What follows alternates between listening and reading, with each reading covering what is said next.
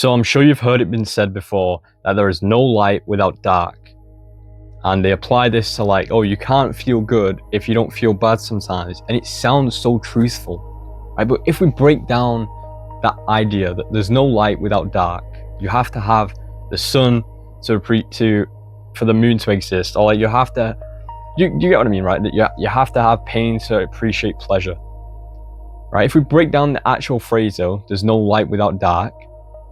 Well, we all agree that light exists, right? But when they break down darkness isn't a real thing. At least I don't know if this is exactly true, but I don't believe it's a real thing. I believe darkness is the absence of light. So then if we apply that to negativity and positivity, negativity isn't actually real. It's just the absence of positivity. So why does this actually matter, right? This is such a profound realization. If you apply it to your life, it will change your life forever. You'll never feel bad because feeling bad doesn't exist. And I know that sounds crazy because, you know, everyone feels bad, right? But it's not real. And let me explain. So you have three layers. You have three layers of emotion. You have positive, neutral, and negative. That's what is believed to be real.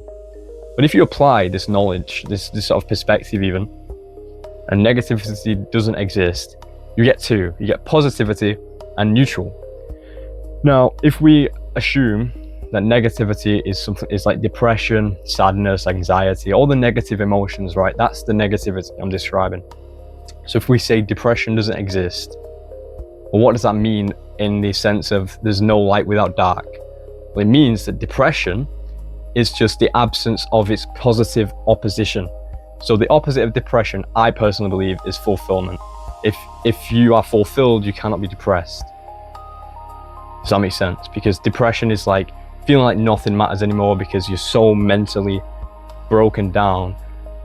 But then fulfillment feels like everything you do matters. It has meaning. Does that make sense? So that's why I believe fulfillment is the opposite of depression. But anyway, so depression now becomes not fulfilled. It's no longer I'm no longer depressed, I'm not fulfilled. So now you have two options. I mean one option, right? No, two options, yeah, you have two. So you can either stay not fulfilled or you can become fulfilled. But this is amazing because it means you don't have a negative connotation or a negative perspective of where you are right now. You have a neutral perspective. You don't feel any way towards it.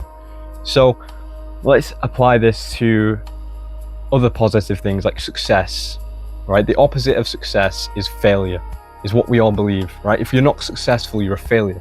That's what we believe. But now it becomes, if you're not you're either successful or you're not successful. It has a neutral point. It's not a negative thing.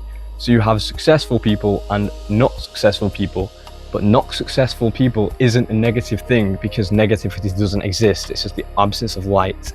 It's just the absence of the positive thing. But just because the positive thing doesn't exist, that doesn't mean it has to be negative. It can just be neutral. So look at your position right now. You're not successful probably, right? That doesn't make you a failure. That just makes you not successful, which that in itself is not a negative. Does that make sense?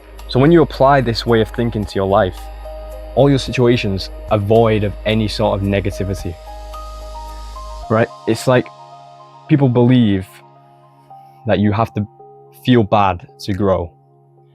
And today I thought about all this in the shower, by the way. I don't know why I had to add that. I just thought I'd throw that out there. But I don't believe that's true anymore. I believe pain is not real. I believe you're either feeling the positive thing or you're in a baseline of neutral. Neutral, that's it. That's all that exists, is good and neutral. Not good or bad, because bad is just the absence of good. But that doesn't mean it has to be bad. It can just be neutral. There's no positive or negative connotations to it. It's just normal, just like a baseline, right?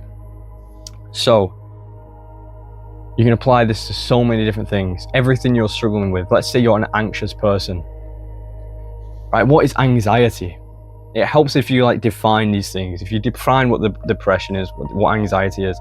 I believe anxiety is having either too many options or just an overwhelming like amount of uncertainty, like you don't know what's about to come, and you're like thinking about all the negative situations, right? And now if we believe negativity doesn't exist, well, anxiety just becomes the opposite of certainty. So you don't have certainty. So now your neutral state is you lack certainty. Does that mean you have to feel bad? Does that mean you have to like stress, and you attach this negative belief to the situation you're in, so you naturally ruminate a negative energy and you think negatively about your situation? So now you're like you become in a negative state. Because if you see it as a neutral state, like, oh, I lack clarity, or I have too many options, that's what you make it a neutral thing, then you can act in a positive way. You can make that situation positive. You don't have to be negatively anxious anymore. You can just accept that I feel this way. It's neutral. It's not a negative thing. I'm going to make this positive because that's the only other thing I can do, or I can keep it the way it is because it's neutral. But there's nothing bad about where I am. I can be here, or I can be in a positive situation, because you can only really go up or stay the same. And staying the same, neutral, it's not bad. It doesn't matter. Right? Does that make sense? So it erases all negativity from your life, and you can call this delusion, but you can apply this to so many situations. I told this about my friend, and we talked about grief. Now, this is where it gets complicated. So if you apply it to grief, now people think grieving is a negative thing, but when you don't believe in negativity, not only does it force you to think positively, but it makes you see how beautiful life can be.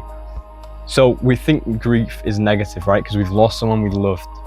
But when you believe, okay, there's no such thing as negativity, only think about even the neutral situation, which is you're grieving, which is, so if we think about the neutral thing as in it's just a lack of the positive, then grief is just a lack of destination for the love to go to. It's just persevering love that has no place to go. Whereas the opposite of grief is loving someone that you can love. Does that make sense? Is expressing the love directly towards someone. Grieving is the expiration or the lack of destination for that love. So it's just love that's persevering. For that love for that person that no longer is existing in this physical realm, persevering with you. That's a good thing. Grief, when you think this way, you understand that you're lucky to grieve, because it means you have loved. It means you have built an amazing connection with someone, and that you had a relationship that meant something to you. You had this amazing person in your life that you now grieve. You don't see that that's a beautiful thing. And I know when you're in that situation, it's hard to think like that, right? It's hard to think positively when you're in such a negative situation, or a negative situation, because I don't believe negativity is real. But it makes you appreciate everything. And we can think about death itself, right? This is where it gets even deeper, because when you think positively, I applied this directly to death, and I was like, okay, so let's think positively about death. How can we do that? Well, if death didn't exist, if death did not exist, then we'd live forever, right? Which sounds amazing, but when you break it down, it's not. Because when you live forever, nothing matters. Absolutely nothing matters. The job you work doesn't matter, because you don't need the money anymore. So money becomes irrelevant, because you don't need to feed yourself, you don't need a shelter, because all these things that provide you comfort and keep you alive become irrelevant. You don't need a house, you don't need friends, you don't need a relationship. None of these things are needed, because they all come from a place of temporariness. They all come from a place of knowing that you're going to die someday. So you need a house to stay alive, because the world's unsafe. You need food to keep your body energized and to keep you alive, right? You need to drink to keep you alive. All these things you do because death exists. I think someone's outside my door.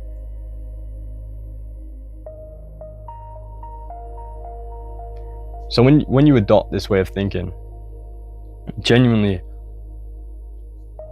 allows you to see like how beautiful everything is.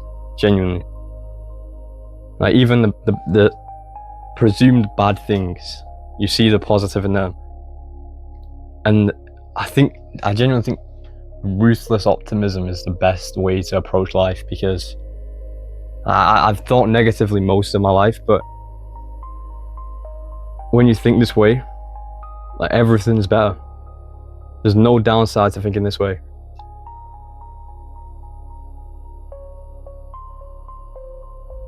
Is there someone outside?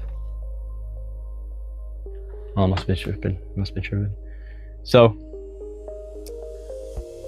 that threw me off. That's everything for this video. Yeah, negative. Like, I don't know if anyone's gonna see this video, but I want to know what other people think about this, because it's so.